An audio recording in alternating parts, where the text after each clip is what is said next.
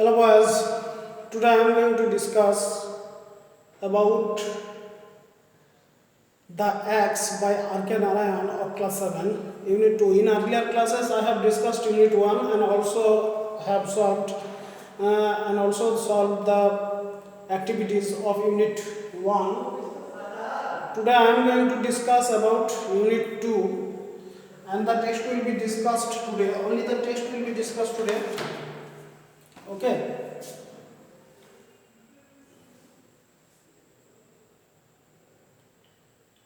তোমাদের এর আগে ক্লাসে আর কে নারায়ণের দ্য এক্স ইউনিট 1 সম্পর্কে আলোচনা করা হয়েছিল।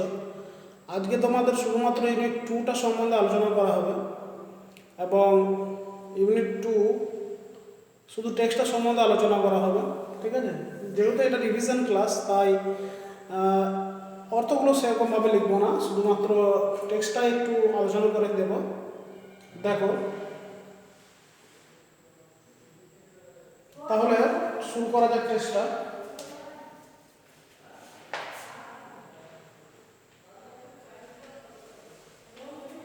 এর আগের দিন ক্লাসে তোমাদের অ্যাক্টিভিটিসগুলো আলোচনা করা হয়েছিল, অ্যাক্টিভিটিস 1, 2, 3 এবং ইউনিট 1টাও আলোচনা করা হয়েছিল। আজকে ইউনিট 2টা আলোচনা করা হবে। যেহেতু রিভিশন ক্লাস তাই এটা শর্টে আলোচনা করবো।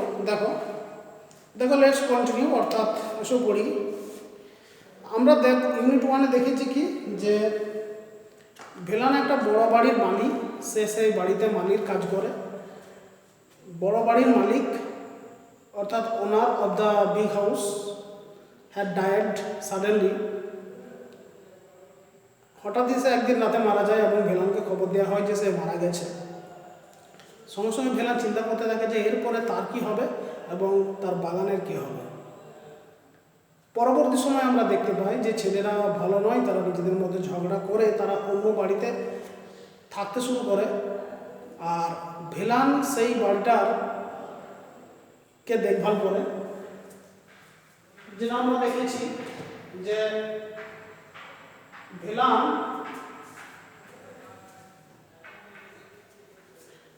সেই বাড়িটা দেখভাল করে এবং ছেলেরা মাঝে মাঝে সেই বাড়িটাকে আসে এবং ইন্সপেকশন করে। আস্তে আস্তে এইটাও উঠে গেল। কিছু ভাড়াটে মাঝে মাঝে আসে, থাকে, আবার কিছুদিন পরে চলে যায়। এইটা বলে যে এই বাড়িটা প্রায় ধ্বংস হতে চলেছে। আস্তে আস্তে বাড়ির ভাড়াটে আসাটাও বন্ধ হয়ে গেল এবং এটা ভুতুড়ে বাড়ি হিসেবে পরিচিতি লাভ করতে লাগলো। বাড়ির মালিকের ছেলেরা বা বাড়ির বর্তমান মালিকরা চাবিকাঠি বা চাবি ভেলানের কাছেই রেখে যায় এবং ভেলান সম্পূর্ণরূপে কি হয়ে যায় না প্রায় এই বাড়িটার মালিক হয়ে যায়। আর সে তার যখন একটু মন যায় তখন সে বছরে একবার বাড়িটাকে ধোয়া মোছা এবং ঝাঁটানোর কাজ করে, কিন্তু সেটাও আস্তে আস্তে তার বন্ধ হয়ে যায় কারণ সে অত্যন্ত বুড়ো হয়ে গেছে আর এই বয়সে তার আর এই কাজ করতে মন যায় না। এরপর এই পর্যন্তই আমরা পড়েছিলাম। ইউনিট 2 আমরা দেখবো এবার কোনখান থেকে শুরু হচ্ছে। দেখো, বাট ওয়ান ডে, কিন্তু একদিন, a car sounded its horn angrily at the gate. একদিন একটি কার অর্থাৎ গাড়ি, 4 চাকা গাড়ি, সাউন্ডেড ইটস হর্ন এর অ্যাংগ্রিলি অ্যাট দ্য গেট, এর হর্নটা খুবই রাগান্বিত স্বরে বাজাতে লাগলো, খুব জোর জোর বাজাতে লাগলো গেটের সামনে। Velan hobbled up with the keys. Velan hobbled up অর্থাৎ যেহেতু বুড়ো হয়ে গেছে, খুঁড়িয়ে খুঁড়িয়ে সে আসলো এবং তাড়াতাড়ি করে সে আসলো তার চাবিগুলো নিয়ে। Have you the keys, open the gate. তোমার কাছে কি চাবিগুলো আছে? দরজাটা খোলো। Commanded someone in the car, গাড়িতে থাকা কেউ একজন তাকে আদেশ করলো। There is a small side gate said Velan meekly. Velan বিনম্রভাবে বলল যে পাশে একটা সাইড গেট আছে, সেখান থেকে আপনি আসতে পারেন। Open the big gate for the car, এই গাড়িটা ঢোকার জন্য বড় গেটটাকে খোলো। Velan had to fetch a spade, ভেলানকে একটা কোদাল নিয়ে আসতে হলো। অ্যান্ড ক্লিয়ার দ্য ভেজিটেশন, এবং সেই জঞ্জালগুলোকে পরিষ্কার করতে হলো, আগাছাগুলোকে পরিষ্কার করতে হলো। হুইচ ব্লকড দ্য এন্ট্রেন্স, যেটা প্রবেশপথটাকে বাধা দিয়েছিল। অর্থাৎ বহুদিন ধরে না খোলা হয়ে থাকার ফলে সেখানে মাটি জমে গেছে এবং তারপরে সেখানে সেই ঘাস পাতা লতাগুলো জমে গেছে। এর ফলে গেটটা খুলছে না তাই সেটাকে পরিষ্কার করার জন্য কি করা হলো না, ভেলান কোদাল নিয়ে এলো, সেই জায়গাটাকে সম্পূর্ণরূপে পরিষ্কার করে দিল। The gates opened on rusty hinges, অর্থাৎ গেটগুলো দুটো গেটটা খুললো, হিঞ্জেস অর্থাৎ কবজা, রাস্টি হিঞ্জেস অর্থাৎ সেই পুরনো কবজা, ক্রিকিং অ্যান্ড গ্রোনিং, গ্রোনিং অর্থাৎ গভীর শব্দ করে, আর ক্রিকিং অর্থাৎ ক্যাচ শব্দ করে, অর্থাৎ গেটটা বহুদিন খুলে না হওয়ার ফলে সেখানে জং ধরে গেছে, তাই সেটা যখন খুললো তখন একটা আলাদা ক্যাচ এবং গ্রোনিং একটা গভীর শব্দ হতে লাগলো। They went round the garden and said, তারা বাগানের চারপাশে ঘুরলো এবং বলল, we have to clear every bit of this jungle. বহুদিন ধরে কেউ না আসার ফলে সেই বাগানটাও প্রায় জঙ্গলের রূপ নিয়েছে, বহু আগাছা জন্মে গেছে, তাই বলতে লাগলো যে we have to clear every bit of this jungle, অর্থাৎ এই জঙ্গলের সমস্ত অংশটাই আমাদেরকে কী করতে হবে না পরিষ্কার করতে হবে। All this will have to go, অর্থাৎ সমস্ত কিছু এটাকে কেটে ফেলা হবে। Some mighty person looked Velan up and down and said, একটা শক্তিশালী ব্যক্তি, একটা মহানুভব ব্যক্তি, সুহৃদয় ব্যক্তি ভেলানকে উপর নিচে দেখলো এবং বলল, you are the gardener I suppose, আমি আশা করি যে তুমি এই বাগানের মালিক, অর্থাৎ আমার মনে হয় যে তুমি এই বাগানের মালিক। We have not much use for a garden now, আমাদের আর বাগানের খুব একটা বেশি দরকার নেই। All the trees except half a dozen on the very boundary of the property will have to go. All the trees, সমস্ত গাছগুলো, except half a dozen on the very boundary, half dozen অর্থাৎ ছটার মতো গাছ যেগুলো বাউন্ডারির ধারে আছে, অফ দ্য প্রপার্টি এই সম্পত্তির, উইল হ্যাভ টু গো মানে সব চলে যাবে, মানে শুধুমাত্র ওই 6টি গাছ থাকবে, 6-7টি গাছ থাকবে এবং সমস্ত গাছগুলো কি করে দেওয়া হবে না কেটে ফেলে দেওয়া হবে। A week later, one of the sons of his old master came and told Velan. এক সপ্তাহ পর one of the sons of his old master, তার সেই পুরনো প্রভুর একটা ছেলে সে এলো, অ্যান্ড টোল্ড ভেলান, এবং ভেলানকে বলল, you will have to go back to your village, তোমাকে তোমার গ্রামে ফিরে যেতে হবে। ওল্ড ফেলো অর্থাৎ বুড়ো মানুষ, অর্থাৎ কাকা বা দাদা, আমরা যদি বাংলায় বলি সেটা বলবো যে কাকু আপনাকে কি করতে হবে না, আপনাকে আপনার গ্রামেই ফিরে যেতে হবে। The house is sold to a company, বাড়িটা একটা কোম্পানিকে বিক্রি করে দেওয়া হয়েছে। They are not going to have a garden, তারা বাগান আর রাখতে চায় না। এখানে হ্যাভ কথার অর্থ হলো নিড। They are going to build small houses by the score without leaving space even for a blade of grass. They are going to build small houses, তারা ছোটো ছোটো কোয়ার্টার অর্থাৎ ছোটো ছোটো বাড়ি বানাতে চায়, বাই দ্য স্কোর অর্থাৎ 20টার আকারে, উইদাউট লিভিং স্পেস কোনো রকমের জায়গা না ছেড়ে, even for a blade of grass এমনকি এক ব্লেড ঘাসও তারা রাখতে চায় না। অর্থাৎ তারা কী করবে না, এখানে ছোটো ছোটো বিল্ডিং বানাবে, ছোটো ছোটো কোয়ার্টার বানাবে, তাই সেখানে তাদের কোনো আর বাগানের দরকার নেই, বাগানের তো দরকারই নেই, এমনকি এক বিন্দু ঘাসও তারা রাখতে চায় না। এরপর যে অংশটা বলা আছে সেটা হলো যে সেই জায়গাতে কাজ শুরু হয়ে গেছে, অর্থাৎ বিল্ডিং বানানোর আগে যে সমস্ত কাজ, গাছ কাটা, তারপরে বাগান পরিষ্কার করা, পুরো জায়গাটাকে ঠিক করার জন্য যে সমস্ত কাজগুলো করতে হয় সেই কাজগুলো শুরু হয়ে গেছে, তাই সেখান থেকে শুরু হচ্ছে। There was much bustle and activity, bustle কথার অর্থ হলো হৈ হৈ করা, হইচই হওয়া, অ্যান্ড অ্যাক্টিভিটি মানে কর্মকাণ্ড, সেখানে অনেক হইচই এবং কর্মকাণ্ড হতে লাগলো। মাছ কামিং অ্যান্ড গোয়িং, অনেক লোক আসতেও লাগলো এবং যেতেও লাগলো। যখনই কোনো বাড়িতে কোনো কাজ হবে সেখানে কি হবে না, সেখানে কেউ আসা যাওয়া তো হবেই, অনেক বেশি লোক আসা যাওয়া করতে লাগলো। And Velan retired to his old hut, আর ভেলান কি করলো না, তার সে পুরনো কুড়ে ঘরে সে retired to his old hut, সে সেই তার বুড়ো বাড়িতে ফিরে গেল। হোয়েন হি ফেল টায়ার্ড, যখন সে ক্লান্ত অনুভব করতো, হি লে ডাউন অ্যান্ড স্লিপ, সে শুয়ে পড়তো এবং ঘুমিয়ে পড়তো। অ্যাট আদার টাইমস, আর অন্যান্য সময়ে, he went round the garden and stood gazing at his plants, সে কি করতো না, বাগানের চারপাশে ঘুরতো এবং এক দৃষ্টিতে তার গাছের দিকে তাকাতো। দেখো, তার বাগানের চারপাশে ঘোরা এবং এক দৃষ্টিতে তাকানোর কথার অর্থ এটাই হয় যে সে তার বাগানের গাছগুলোকে আর একবারের জন্য, শেষবারের জন্য ভালোভাবে দেখে নিতে যাচ্ছিল, যে সেই গাছগুলো হয়তো আর একদিন পরই কাটা পড়বে।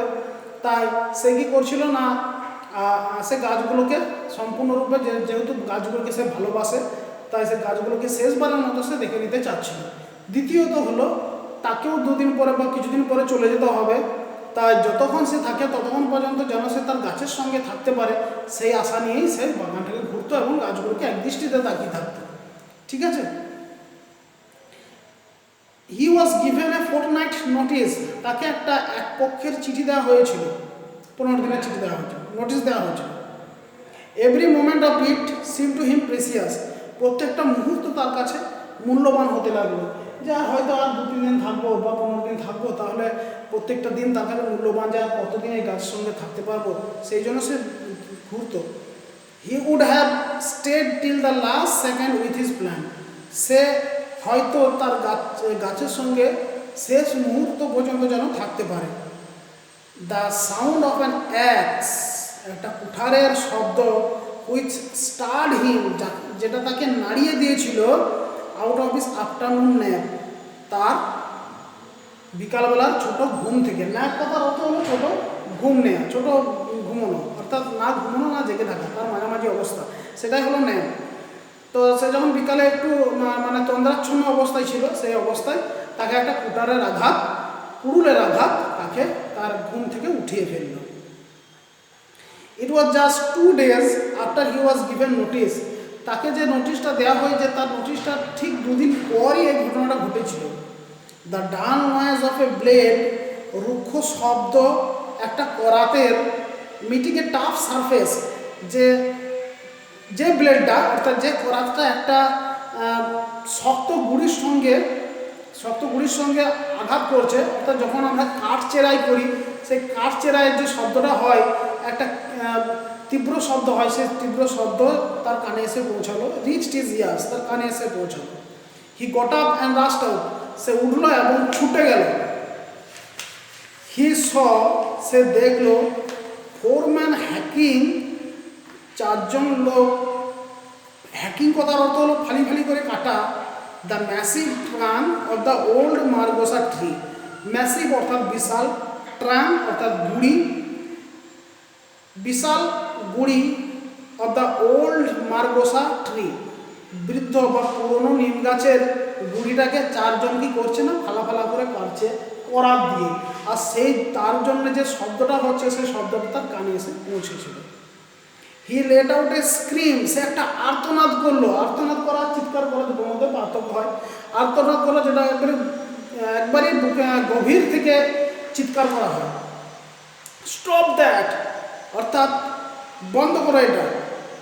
হি টুক হিজ স্টাফ, সে তার লাঠিটাকে নিল, and rushed at those who were hacking, আর কি করলো না, ছুটে গেল, ছুড়ে দিল তাদের দিকে যারা কি করছিল না, গাছটা কাটছিল। অর্থাৎ সে তার লাঠিটা গাছ কাটুনেদেরকে ছুঁড়ে মারল। দে ইজিলি অ্যাভয়েডেড দ্য ব্লো, তারা সহজেই তার আঘাতটাকে কি করলো না, এড়িয়ে গেল, অর্থাৎ তাদের গায়ে কোনো আঘাত লাগলো না। হি এম, যেটা সে লক্ষ্য করেছিল। What is the matter, they ask, তারা জিজ্ঞেস করলো কি হয়েছে, এটা কি, আপনি এভাবে কেন লাঠি নিয়ে আমাদেরকে ছুটছেন। ভেলান ওয়েট, ভেলান কাঁদতে লাগলো। দিস ইজ মাই চাইল্ড, এটা আমার শিশু। আই প্ল্যান্টেড ইট, আমি এটাকে লাগিয়েছি। আই স ইট গ্রো, আমি এটাকে বাড়তে দেখেছি। আই লাভড ইট, আমি এটাকে ভালোবাসি। ডোন্ট কাট ইট ডাউন, দয়া করে এটাকে কেটে ফেলো না। তাহলে ভেলান কি করেছে না, সেই গাছটাকে নিজের সন্তানের মতো লাগিয়েছে, তাকে বড় হতে দেখেছে, তাই সে তার আবেগ আর ধরে রাখতে পারেনি, সে কেঁদে ফেলেছে।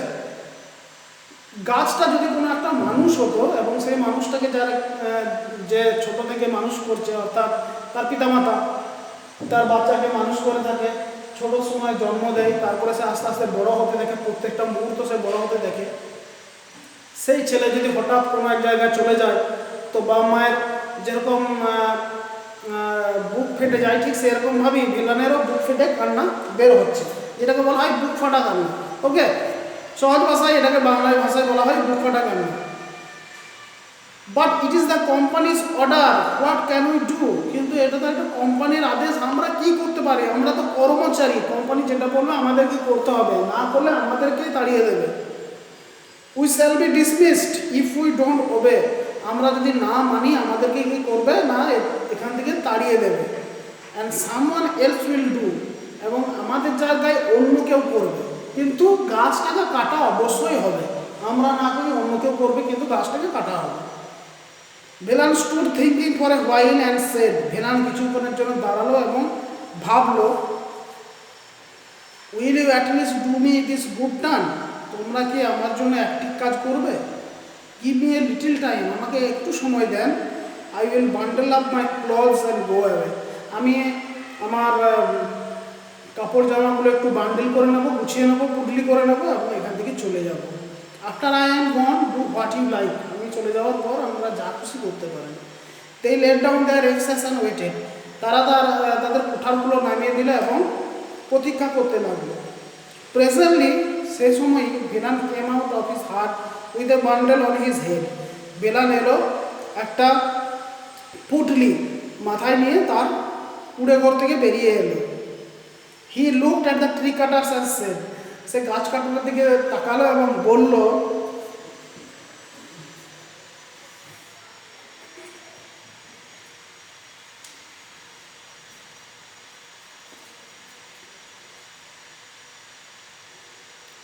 You are very kind to an old man, আপনারা খুবই দয়ালু একটা বৃদ্ধ মানুষের প্রতি আমরা খুবই দয়ালু। You are very kind to wait, আর আপনারা খুবই দয়ালু যে আপনারা প্রতীক্ষা করে আছেন। He looked at the margosa and wiped his eyes, সে সেই নিম গাছটা দিয়ে তাকালো এবং তার চোখগুলো মুছতে লাগলো। Brother, don't start cutting till I am really gone far away, অর্থাৎ ভাই, যতক্ষণ না আমি একেবারে দূরে চলে যাচ্ছি ততক্ষণ আপনারা কাটা শুরু করবেন না, কারণ কাটলে মনে হবে কি আমার বুকটাকে কাটা হচ্ছে। ওকে, দ্য ট্রি কাটার্স স্কুয়েটেড, কাটুরেরা কি করলো না, উবু হয়ে বসে গেল অন দ্য গ্রাউন্ড, সেই মাটিতে, and watch the old man go, এবং দেখলো যে সেই বৃদ্ধ মানুষটা চলে যাচ্ছে।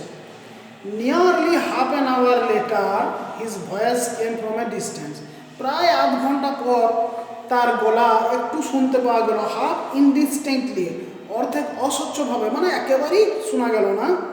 ডোন্ট কাট ইয়েট, এখনও কাটবেন না। I am still within hearing, আমি এখনও শুনতে পাবার জায়গাতেই আছি, অর্থাৎ আমি এখনও শুনতে পাবো। Please wait till I am gone farther, অর্থাৎ একটু দাঁড়ান যতক্ষণ না আমি একেবারেই দূরে চলে যাচ্ছি। ঠিক আছে, তাহলে এই আর কে নারায়ণের এই গদ্যাংশের মাধ্যমে আমরা দেখতে পেলাম যে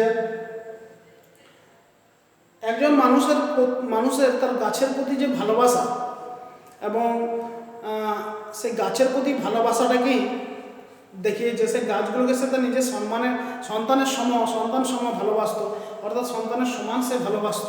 ঠিক আছে, সেটাকেই এখানে তুলে ধরা হয়েছে। অ্যাক্টিভিটি 1 to 3 তোমাদের এর আগের দিনে করে দেওয়া হয়েছে, বা ইউনিট 1-এর যে সমস্ত অ্যাক্টিভিটিসগুলো সেগুলো করে দেওয়া হয়েছে। ইউনিট 2 এর অ্যাক্টিভিটিসের রিভিশনগুলো এর পরের দিন তোমাদেরকে করে দেওয়া হবে। আশা করি এই ভিডিওটা তোমাদের ইউনিট 2টা পড়তে এবং বুঝতে সাহায্য করবে। Hope this video will help you a lot to understand or to read or to go through the text.